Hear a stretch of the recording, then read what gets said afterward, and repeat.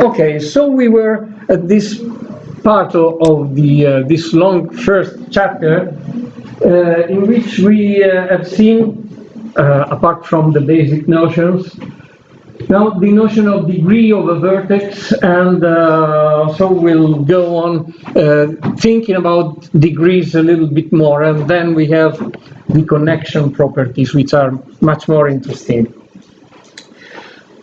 Just think of a sequence, of a string of numbers. Okay, if you let's start from a given graph.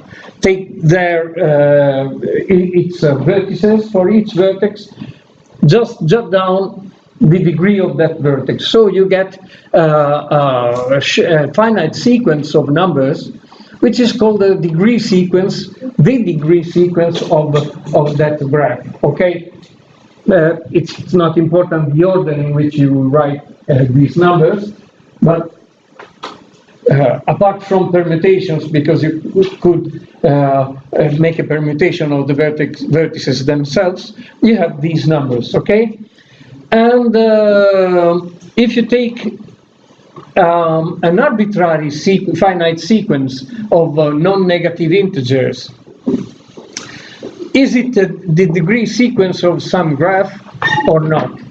Then we could try to prove this necessary and sufficient condition, that a given sequence of non-negative integers is a degree sequence of some graph if and only if the sum of these numbers is an even number. Okay? And how can we prove that? One way is easy. If it is the degree sequence of a given graph, we have a proposition before, which tells us exactly that the sum of all degrees is an even number. Okay? So one way is totally sure, it is just a proposition we saw before. The trickiest part is the other way around, because it's if and only if. So you have to prove that if you take any possible sequence of non-negative integers whose sum is an even number, then there exists a graph, at least one graph, with that as a degree sequence. Do you have any idea of how we could do that? How we could prove this thing?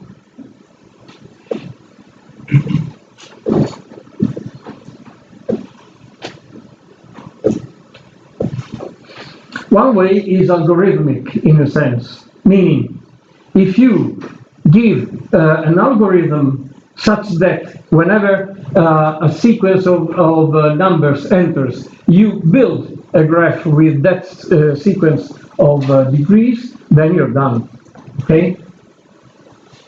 And please mind, it's not simple graphs. Loops and multiple edges are allowed. So how could you try to do this?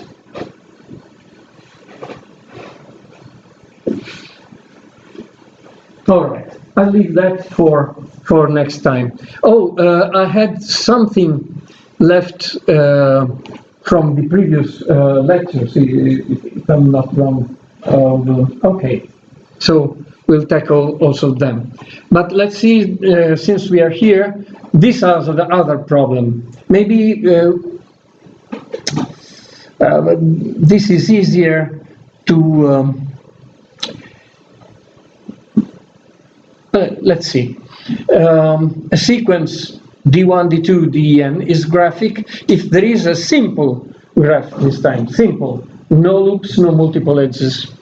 A simple graph with degree sequence D. So, can we show that these sequences are not graphic? Let's see.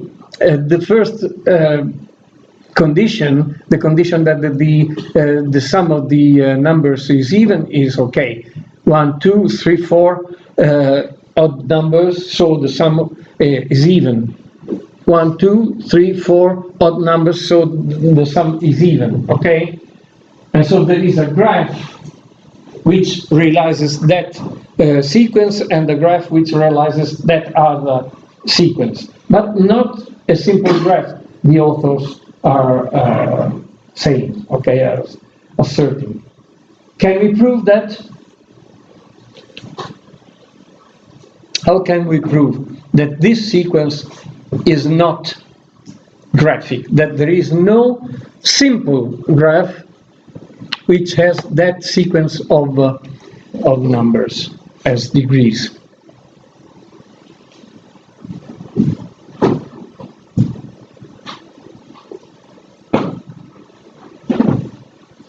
But the keyword for what do we have to prove? It's all written there. So, if you take a given graph, you put an order of its vertices, okay, V1, V2, Vn, and then for each vertex you write down the degree of that vertex, the degree of V1, degree of V2, degree of Vn. So you build up a sequence of non-negative integers. If you start from a graph, then this is called the degree sequence of that graph. First problem, prove that a sequence of given integers is a degree sequence of some graph, not necessarily simple graph, if and only if the sum of these numbers is even. This is the first problem I'm giving you. Second problem, now given a sequence of non-negative integers, this is called graphic if there is at least one simple graph whose degree sequence is the one which is given. Okay? So, you should prove that it's impossible to have a simple graph in which the sequence of degrees is this. Come on. This is not analysis. You don't need to know absolutely anything. Just reasoning. Sorry. If we consider the first vertex, which degree is 7, there are 6 vertices left. So at least Exactly. one Good. have to add. How many vertices are there in all? 7. Okay? So since loops and multiple edges are not allowed, this already tells you that it's impossible. That's 7 at the beginning. You cannot, in a graph, in a simple graph with 7 vertices, you cannot have a vertex with degree 7. At most 6. So this proves the first fact. And now the second, of course, is so built that you cannot use that same argument. Why? Because you don't have any 7 there. But 1, no problem. You have what is called a pendant edge.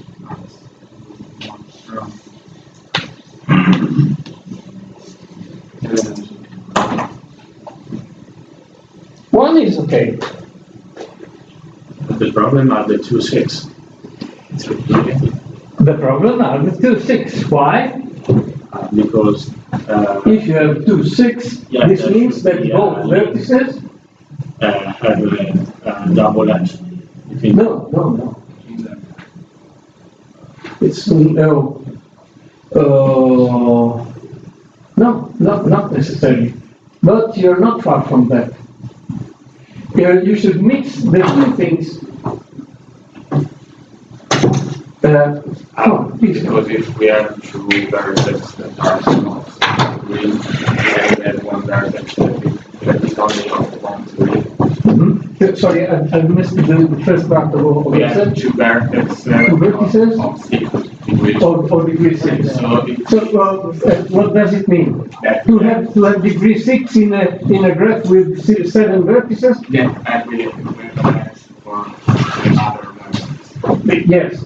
These 2 vertices are joined to every other vertex in the graph, okay? But there is one vertex that is not one in the first degree. That is the thing to mix with the other consideration. So that particular vertex, either the final vertex, the one of degree 1, either it is connected to the first, or to the second, or to the third, and so on. But it should be joined to both the first two, because these two first have both degree 6 and so are connected to every vertex. And so there is a contradiction in this. And so that cannot be graphic. Very good, very good. Now then that you have warmed up your engine, what about the previous problem? No idea? My suggestion is build an algorithm. You get as input a sequence of non-negative integers whose sum is even, and you produce a particular graph with that sequence. In the simplest possible way. My suggestion is do it in the simplest possible way. Anyway, let's go back to previous problems, which I left that I already explained.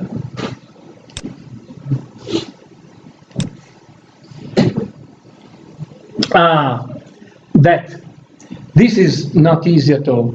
Were there other problems which I left unsolved before?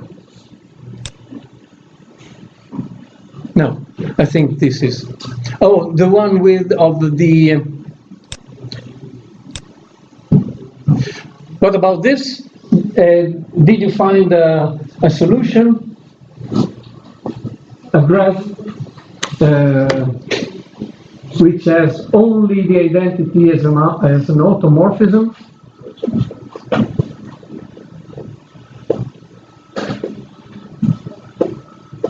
Nobody has tried this, nobody has solved this, but have you at least tried? Okay. If you have tried, it's fine for me.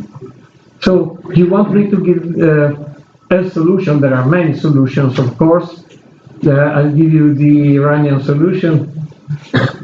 You want me to, or do you prefer to think about that one more time? I'll give it to you. Okay. And it's very, very easy.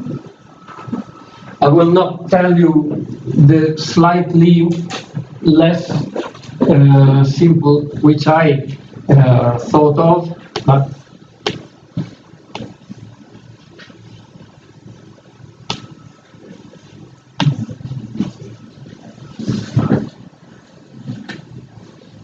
that's it. Of course, this central vertex must go to itself, and this one must go to itself, okay, because it is not the only one with degree 1, but it's the only one of degree 1 which is joined to the one of degree 3.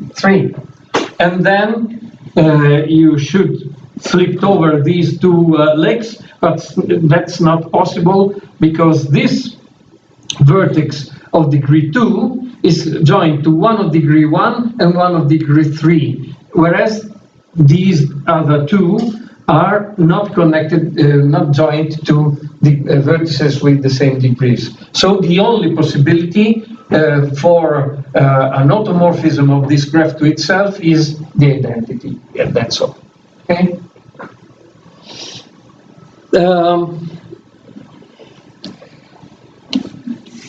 Fairly more difficult is the other one, the one of showing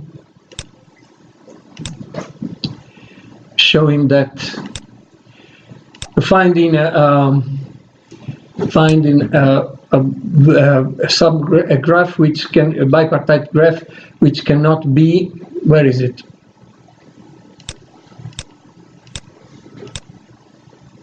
which is not isomorphic to a subgraph of any K cube. Has anybody tried? Has anybody found a solution?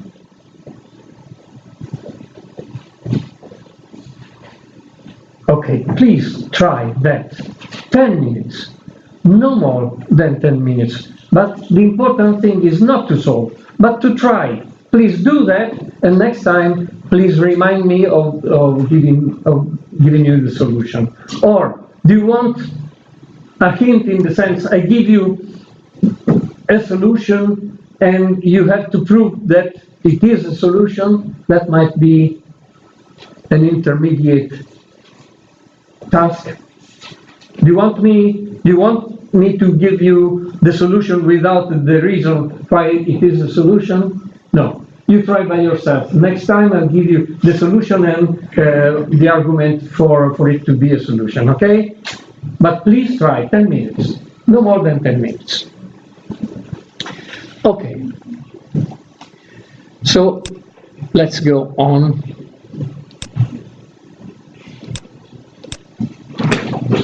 And now we talk about connection, paths and connections. A little bit of terminology. This chapter is full of terminology, of course, because it's the starting one. And so we must have a language to use for all the remainder of the course. And so let's start with this. What is a walk in G? It is a finite non-null sequence of a vertex, edge, V1, V0, E1, V1, E2, V2, and so on, up to a certain edge EK, and vertex VK, whose terms are alternatively vertices and edges, but not in any way, but such that for each I between 1 and K, the ends of edge EI are VI minus 1 and VI, meaning you take any edge in this sequence and the two, the vertex preceding and the vertex following that edge in the sequence must be the ends of that edge, meaning what? Must build the pair, the unordered pair of vertices to which the incidence function associates that particular edge. Okay, so that actually walk means that it's what you would get if you have a geometric drawing, a diagram of that graph, and you actually go to a vertex, go through an edge to another vertex, and so on and so forth. Okay, this is called a walk. No restriction on repeating or not repeating vertices and edges. Okay, the only thing is that it has this type of continuity, but it's a continuity which is very different from the one you have in analysis, because there you have infinitesimal ideas. Okay, not here. Again, this is all finite. The vertices V0 and Vk, initial and final of this sequence, are called respectively the origin and terminus of the walk W. Okay, the vertices which are not V0 and Vk are called the internal vertices, and the integer k, which is actually the number of edges involved, is called the length of the walk. Okay. You can reverse a walk, and it will be denoted like this with an exponent -1, just by reversing the sequence. So if you have W, which is V0, E1, V1, and so up to EK, VK, then if you do VK, EK, VK -1, and up to E1 and V0, this is the inverse walk. Given two walks such that the terminus of the first is the origin of the second, then you can concatenate the two, okay, and you denote it like this, WW prime, meaning that the terminus of W is VK, and the origin on W prime is VK, and so you can make just one long walk out of them. What is a section of a walk? Is a walk which is a subsequence of consecutive terms, always starting from a vertex and ending at a vertex, okay? And if you have the initial part of this subsequence and the final part, which are VI and VJ, you call that VI VJ section of the walk. Okay, if you are in a simple graph, so no loops and particularly no multiple edges, then there is no problem. You don't need actually to mention the edges. If you only write down the vertices, you also know which edges are involved, because between two adjacent vertices, there is only, in a simple graph, there is only one edge. So you don't need to write it down. These edges are implicit in the sequence of the vertices. So you just can limit yourself to writing down the sequence of vertices, okay? Sometimes, if you don't need to know which edge is chosen between two vertices, the authors take the freedom also to use the sequence of the vertices all the same, okay? If it's not important to know which edges are involved.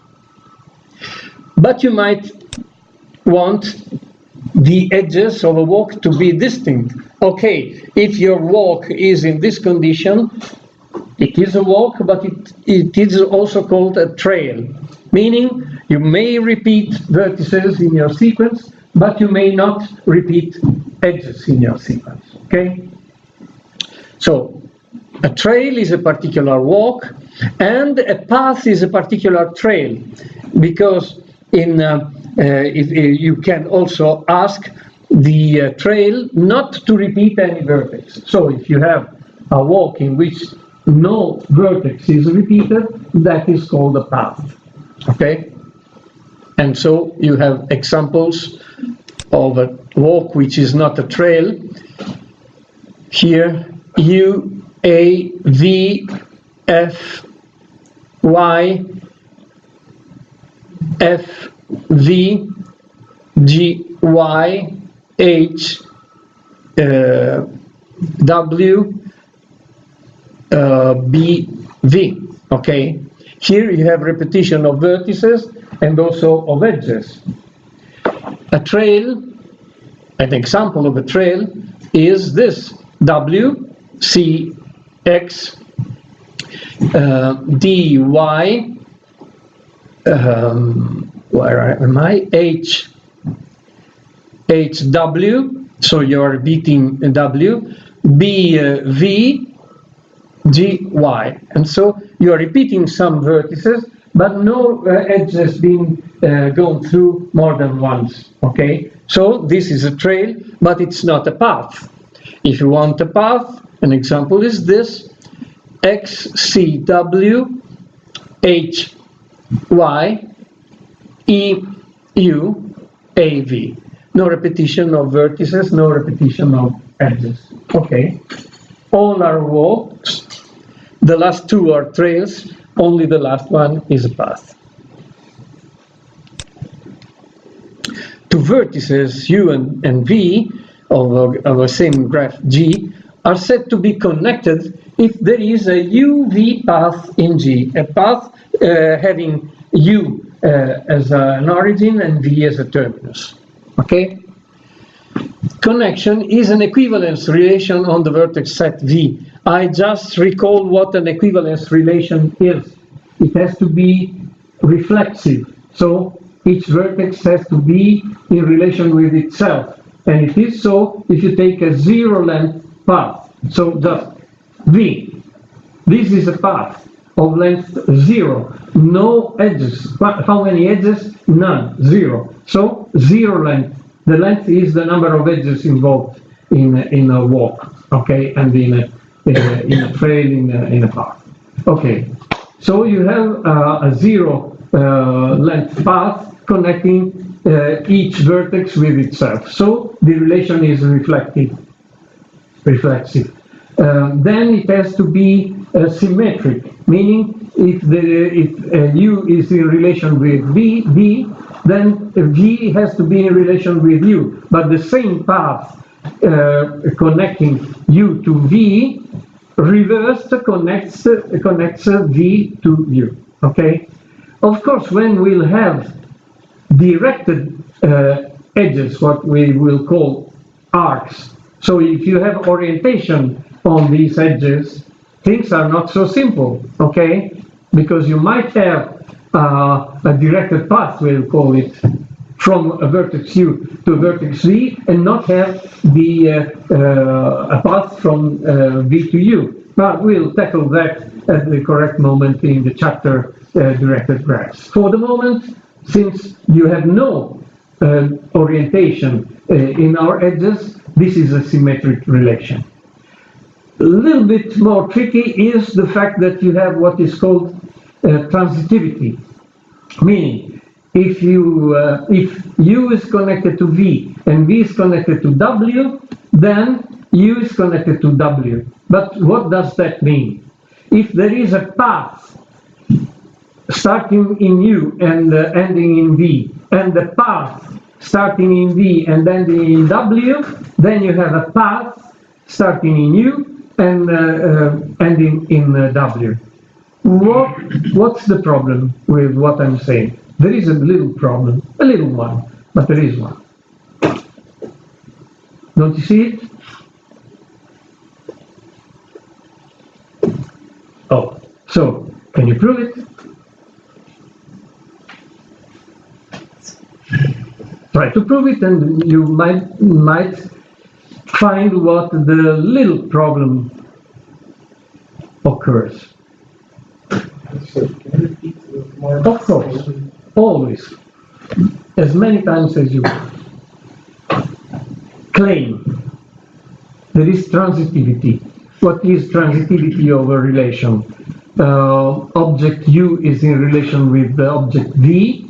Object V is in relation with object W. Then U has to be in relation with object W. Whatever the relation is, we are not talking about vertices in a graph, but a much more general situation. Here we have vertices in the graph, and the relation is U is in relation with V if there is a path having U as origin and V as terminus. So now transitivity translates into if there is a path from U to V and there is a path from V to W, then there is a path from U to W. Can you prove it?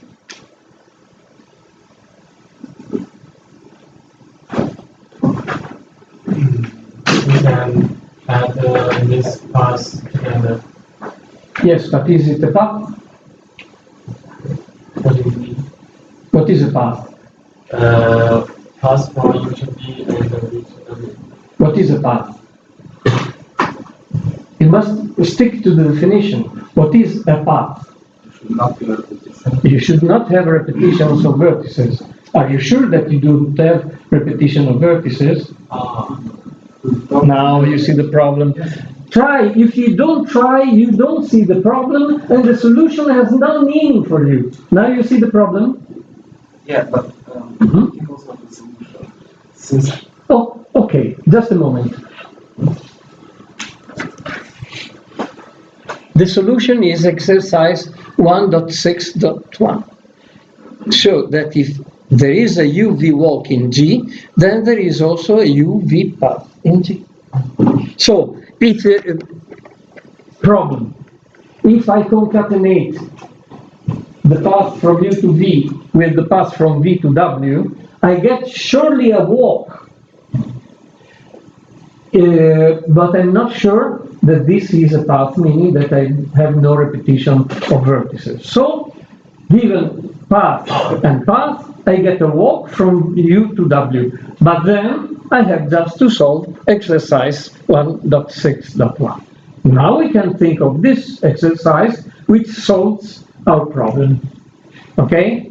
And you have a solution for this exercise? Well, in a case of, to show that if there is a walk in you'll be walking G, there's also a path. Well, paths are a specific kind of walk. Mhm. So at the minimum case, the walk will not have repetitions and it will be a path. But if it has repetitions, then we can still find the trail, and from the trail still find the path. Do it. Tell me how to. That is problem 1.6.1. So let's solve this problem. You have a walk, and so you might have, if it is without repetitions, you're done.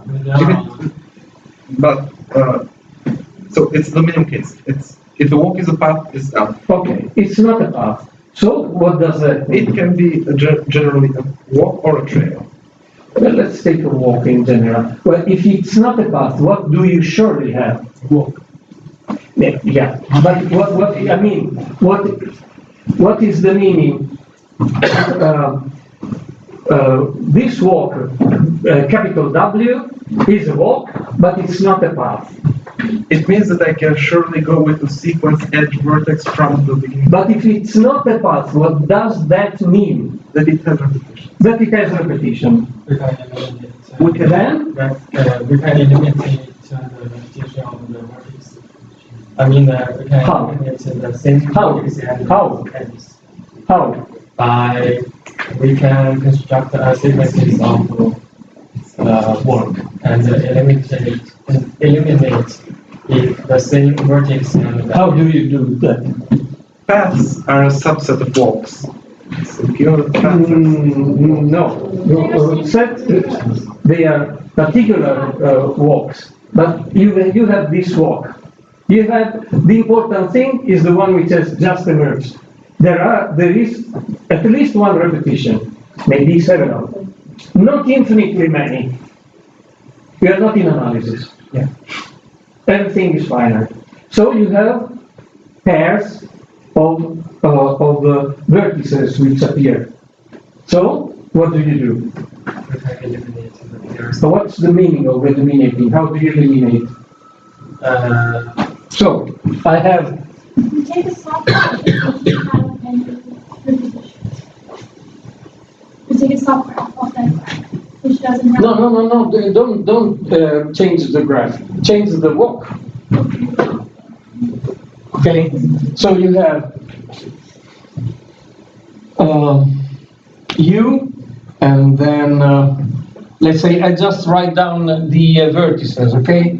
And then we have V1,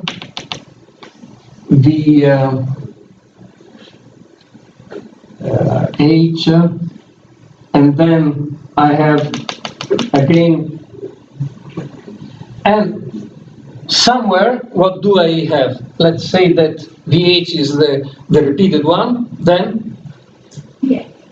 VH. Here I don't know something, okay? VH, here VH plus 1, I don't know, whatever. But then we get again VH. And then I go on, okay, up to W. Then what can I do? This is our original walk W. Then what can I do? Break it and use transit. And do what? Can we have a different walk? Make a different. Do two walks and then you. Tell me the walk we write down now. From U, V1 until V8, the first V8, and then.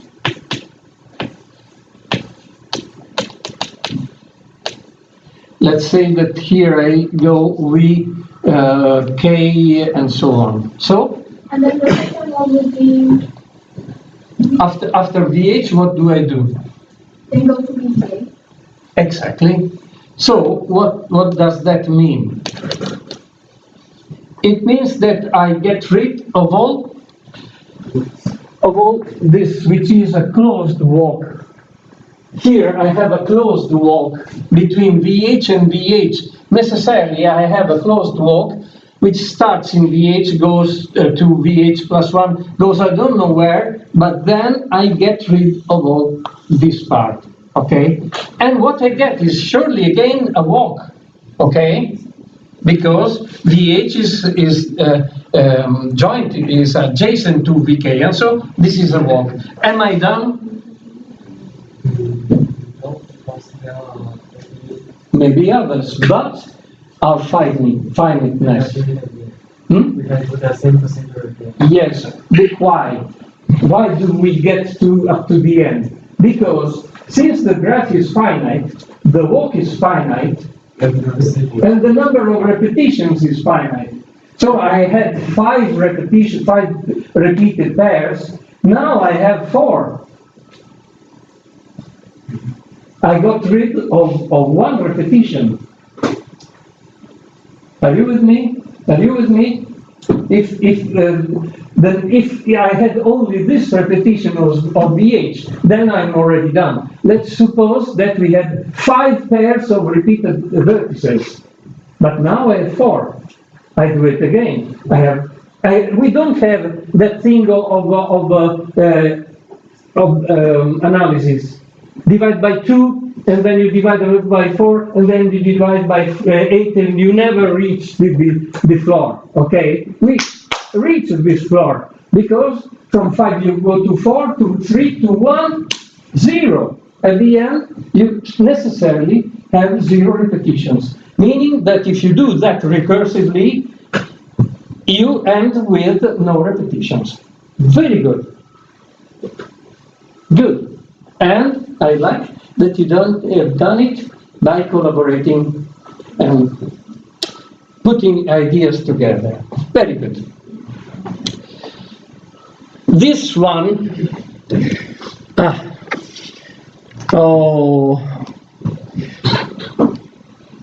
this is, I would prefer to do it next time maybe, but it's very important. And it's related to a billion-dollar thing. Google.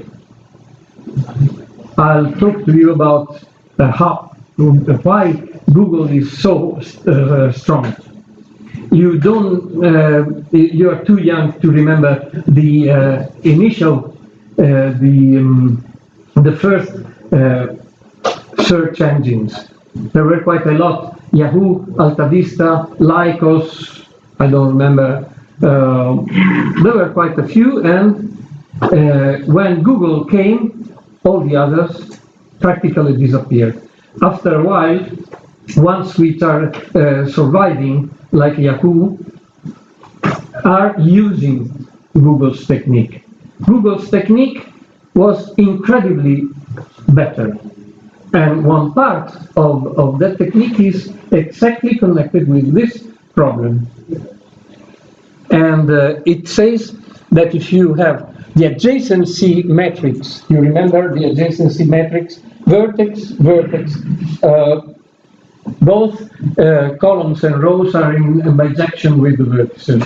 And you put at place ij, you put the number of edges connecting vertex I with vertex j. Okay, what they claim here is that if you take the number of walks of length k from vertex vi to vertex vj, this is the ij entry of the k power of matrix A, where product is the normal row by column product of matrices. Okay? I suggest that you do this by induction. Okay? That's a good way of making to practice proof by induction. The only way I know to prove it is by induction. So next time I'll do it, okay? And it's very important. Also, by induction, there is this. Show that if G is simple, And small delta, I recall what small delta is. It is the minimum degree that you have in that given graph. If small delta is less than, is greater than or equal to a certain k, then G, here they write in a rather old-fashioned way. Now we would write what? We would write then G has at least a path, at least one path of at least of length at least k. Okay? And I suggest that you try to prove this, which I'm going to write, which appears to be a stronger request, but it's not.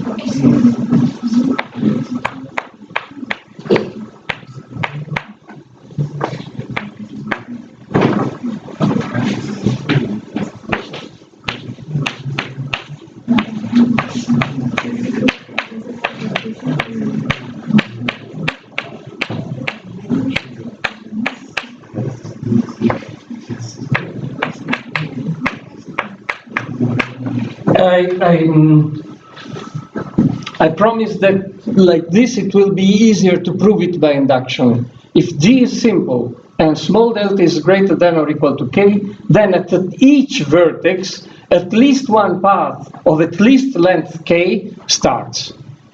Try to prove this. Okay, but the idea is that if you have a condition on the degree, you also can foresee the existence of a path of that length. Okay,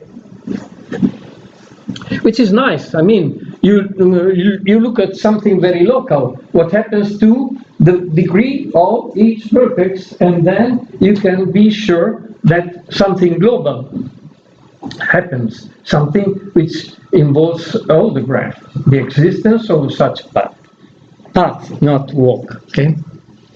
Try that, and please recall me that I've left these exercises next time. But please do try them.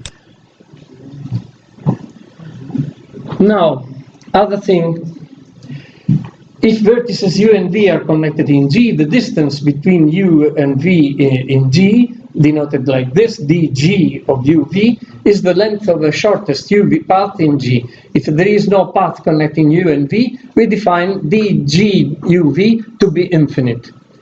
Show that for any three vertices, the triangular inequality holds, which is duv plus dvw is greater than or equal to duw. Now I want to ask you, does everybody know the notion, the abstract notion of distance, or do you only know Euclidean distance in Euclidean space? Does anybody not know the general abstract notion of distance? No, all of you, no? F minus p square. Pardon me? Under root f minus p square. The distance we learned in mathematics. So that is a distance, but you know the abstract notion of distance, or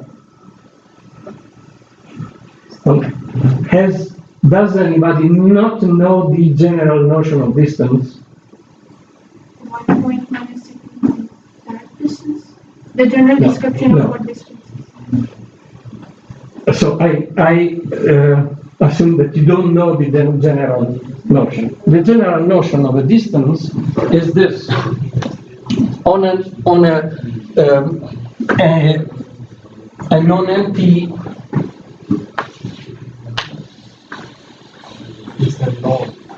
metric space. No. Metric space, you know? Okay, let me do it. All right?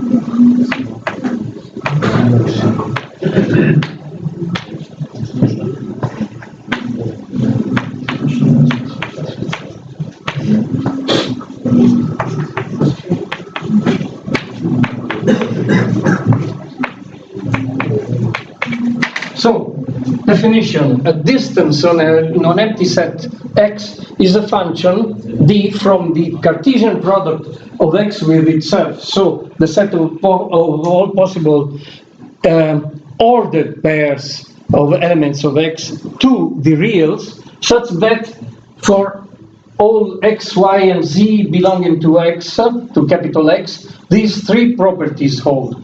First property, the d of xy is always greater than or equal to 0 when 0 is reserved to a pair given by an object with itself. So d of xy equals 0 if and only if x equals y.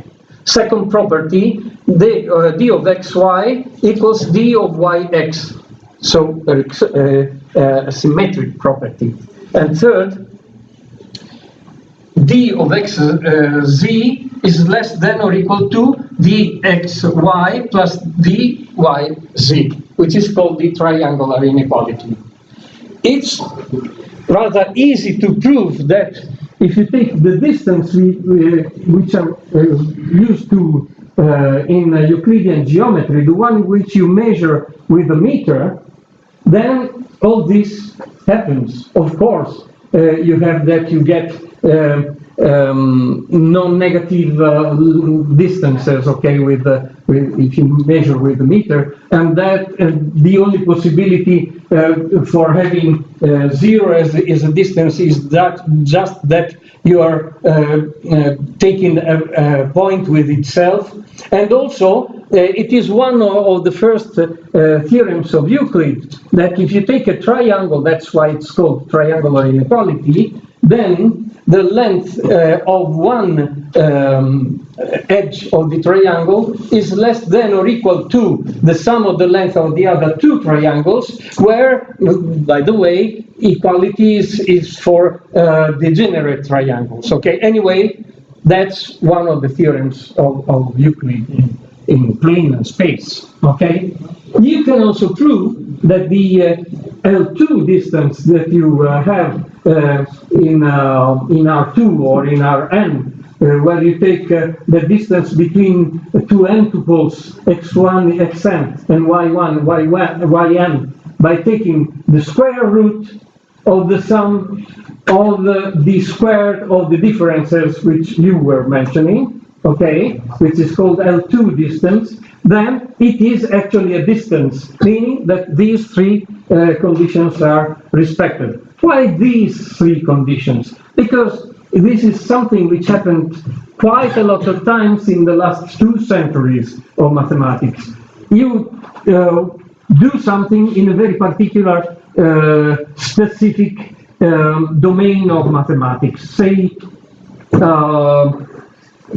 plane geometry, okay?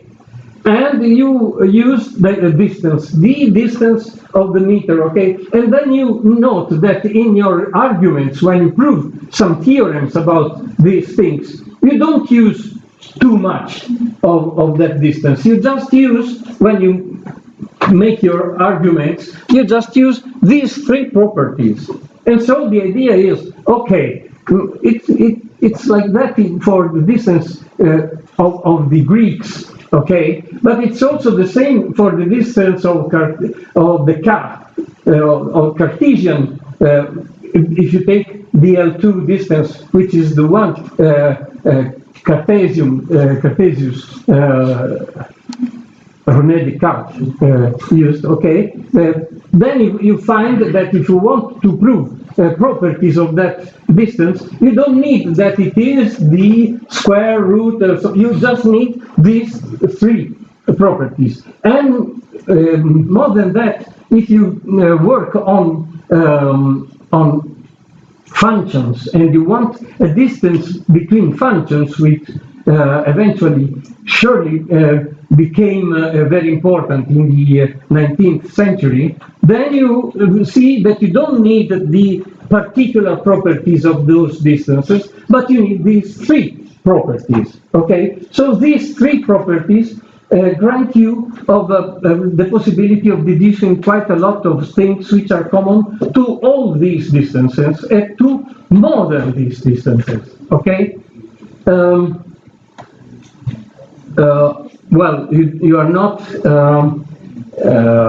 informatic engineers, computer science engineers, but I think that you might be interested, for instance, in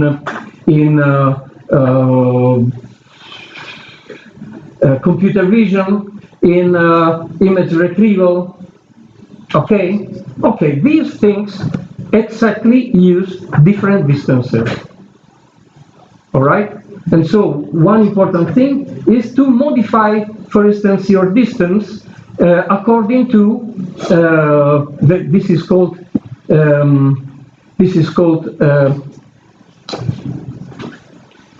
feedback or relevance feedback in image retrieval.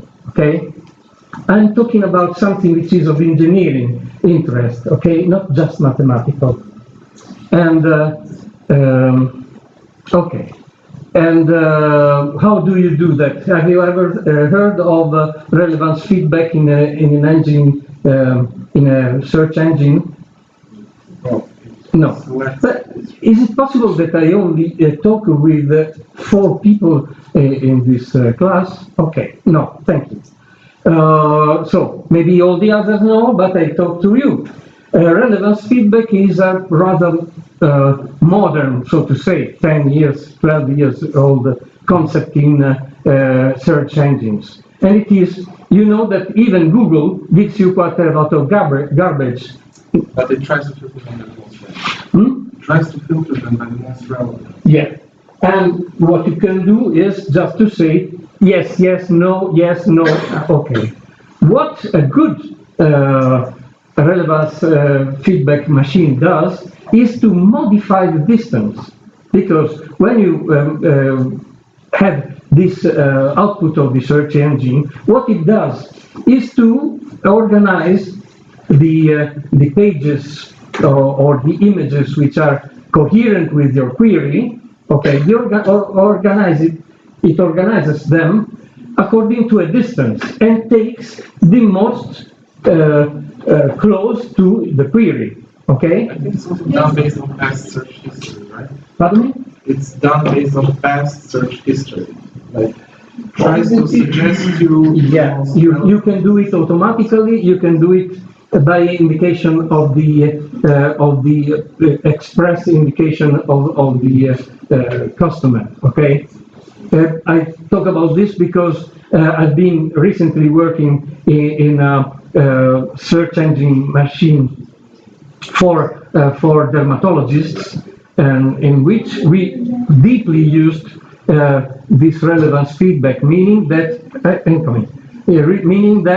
the dermatologist acquires an image, okay, and then some images come out of a repository of already classified images of nevi and melanomas, okay? And then the dermatologist can say, this is similar, this has nothing to do, this is half and half, and so. And what we did was exactly to modify the distance and to, again, give the closest ones, okay? This because of the particular answers of the dermatologist, okay? So you need to have infinitely many distances. And what does it mean to have a distance? It is there. You just have to work to be sure that these three properties are satisfied, okay? For instance, you are used to the Euclidean distance, okay? Is it the one you could use for walking through a town? No. Yes. I don't think so, because maybe, or better still worse, if you are driving through a town. No, because the distance is something different, okay? It means how long you have to actually go for going from one place to another. You are not flying from here to Piazza Maggiore. If you're walking, you are going through town, through streets, okay? And so this is called the block distance or Manhattan distance, okay? In which you have blocks, you have houses, and you take the shortest route from one place to another, thinking that you don't have one ways. If you have one ways, then you don't have property 2, okay? It can be modified. There are modifications of this, and you must know what is granted and what is not, okay? But the distance that you have to walk from here to Piazza Maggiore is not the Euclidean distance, okay? But it is a distance, and so you can prove theorems and build algorithms using the block or Manhattan distance. It's all right. Why? Because these three properties are granted, have been verified, and you are right. That's why they want you to prove the third property, because the first two are very easy, and I already told you. Distance 0 from me to myself, me being a vertex, okay, a 0 path from me to myself. If there is a path from vertex me to vertex you, that same path reversed goes from you to me, and the length is that one, and so the second is also granted. And now what happens is that by what we saw before, if we have a path from U to V and a path from V to W, then we have a walk from U to W. And what happens to the path that you found before? What's its length? Less than or equal to the combination of the two paths. If you don't have repetitions, it's exactly the sum. But if it has repetitions, you have to take away some pieces, some edges, and so the length was less than the sum of the two. And so you are exactly in the scheme of a distance. And also as a term to learn, a metric space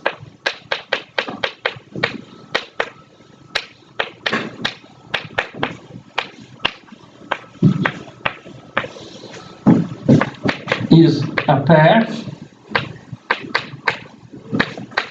xd, where d is a distance on x.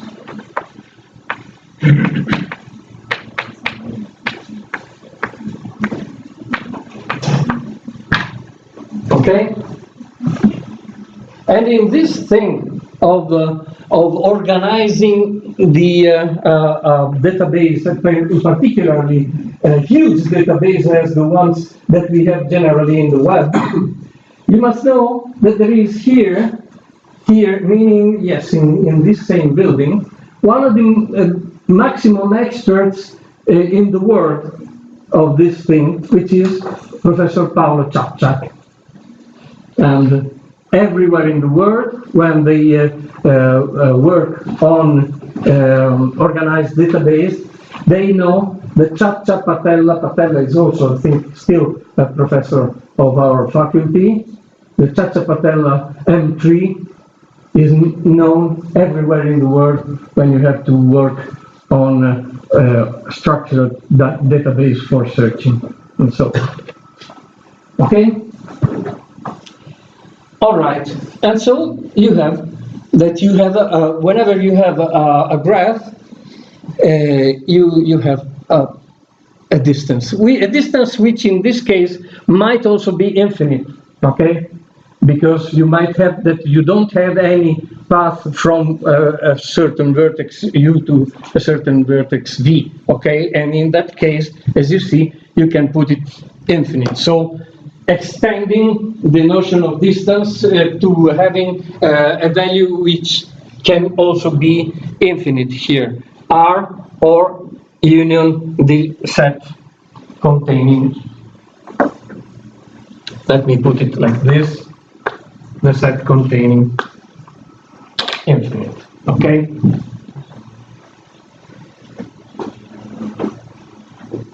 There is quite a lot of interesting things. For instance, the notion of diameter of G, which is generally the notion of diameter in a metric space of a set. If you have a set in a metric space, then you call diameter of that set the maximum possible distance of two elements of that set, okay? So this is a very general notion, and in particular it's a notion of diameter of a graph G, okay? And then you have here some interesting things, but as you see, I did not suggest them for you to prove, okay? But you might have a look, and there are very, very interesting things in this. And also later in the next chapter, trees, we'll have something about the distance in a tree, which is very interesting. Let's go to cycles. Oh, let me just see. Did we have the notion of connected graph? Yeah, no. Two vertices are said to be connected. Okay. Oh, yeah. Since it is an equivalence relation, you must also know this. A general theorem of set theory is if you have an equivalence relation on a set X, then this equivalence relation produces what is called a partition of the set, meaning a family of subsets disjoint with one another and whose union is the whole set X, okay? These subsets are what are called the equivalence classes, okay? So if you take one vertex and take in a graph G and take all the vertices which are connected to that particular vertex, you get what is the equivalence class of that vertex, and it is called a component or a connected component of the graph, okay? So for instance, you have here a connected graph. Here it's not three graphs, it is one graph with three components, okay? For instance, you can take the railway graph of Italy, okay? We have railways, okay? And you can take the graph in which every station, every train station is a vertex, and you have an edge between two stations which are consecutive on a line, on a railway line, okay? Then you have just one graph, the graph of Italy, of the Italian railways, but you have three connected components, three components. One for the continental part, one for Sardinia, and one for Sicily, okay? So it is one graph, but with three components. okay? If G has exactly one component, then G is said to be connected. So, what is a connected graph? It is a graph in which, however you choose two vertices, there is at least one path connecting one to the other. Okay? Very simple. Any questions about that? Okay.